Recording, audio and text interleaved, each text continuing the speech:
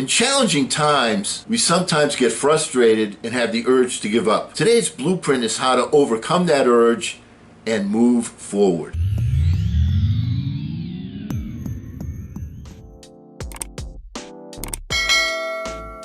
Hello again, everyone. I'm Eli's dad with Project Eli, where we educate, lead, and inspire. And I'm going to read you a little letter I wrote to Eli on this very subject. Have you ever felt so low that it seemed that you had to look up to look down? Have you ever felt like giving up? There are 3 keys to get you back on track so that you may have a life and not merely exist. Part of being a dad is being able to help your offspring when they feel so low that giving up is their preferred option. You know, it doesn't matter how old you become, Eli. My dad was giving me advice when he was in his 70s. I was a beneficiary of its worthiness myself when I was about 50. Let me share the experience with you. But rather than detail my tale of woe, I'm going to focus on the solution. Why? Because everybody has a tale of woe and they're all different and devastating. And while everyone's issues are different, the solution is always the same. And it comes in 3 parts. The 3 keys do not come in any particular order, but they are all connected. The first one that we'll discuss is to raise the bar. Quite simply, this means that you must see your situation as it is without embellishment. You must see it as it is, not better than it is or worse than it is. Don't spend your time explaining to yourself and others why your circumstances are worse than the end of the world. Conversely, don't spend your time trying to polish a cow pie. A cow pie is a cow pie is a cow pie. Now, to raise the bar requires that you're realistic in the assessment of your situation.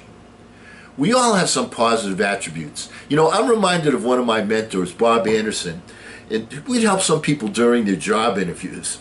He'd always ask each candidate to write down their name, their phone number, and their best business asset on an index card. And frequently, especially younger people, the people would sometimes get stuck.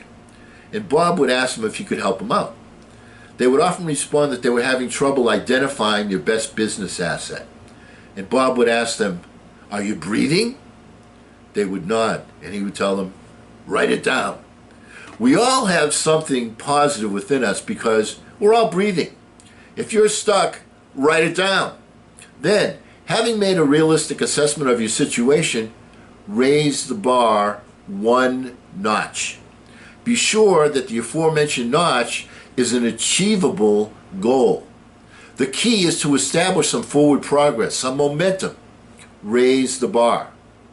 Let's now look at change your mind. One of the reasons that most people want to give up is that their minds are locked on a particular paradigm.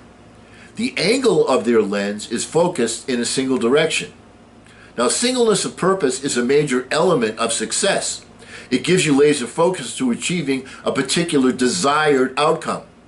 And as one of the laws of the universe, it works consistently and without prejudice. Therefore, if you have singleness of purpose in a negative way, you'll accomplish that outcome just as you will accomplish your purpose when your singleness of purpose is targeted for something positive. To change your mind requires a new paradigm, a new angle of observation. One effective way to accomplish this end is to bombard yourself with new material. Go to the library or the bookstore or online and find a subject that interests you and relentlessly pursue new viewpoints. That's what I did. Here's my story. One day a friend of mine started to complain that he couldn't find work. He said, "I hate Obama because now you have to know how to use computers to find work. What happened to the good old days when physical labor was valuable?" I responded mechanically to my friend. I told him that the president doesn't determine need. It's the marketplace that rules. Go to the library and find something that you're interested in and something that's popular. What happened next was an epiphany for me.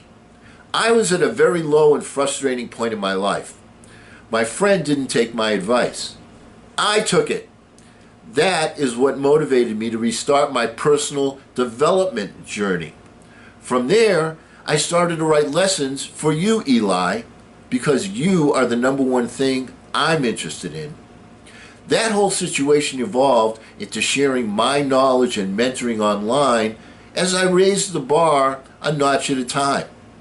I was able to rekindle my passion and take it to the next level. I started to respond to internet pundits, and without even trying, I got 200 people subscribing to me. Those 200 people were the inspiration to go public with Project Eli. The key piece was to find something that interested me and start absorbing additional viewpoints. The third catalyst to negate the feeling to give up is to open a take charge account. Fortunately, a good credit rating is not an essential prerequisite. You first see where you are, not better and not worse, but see where you truthfully are.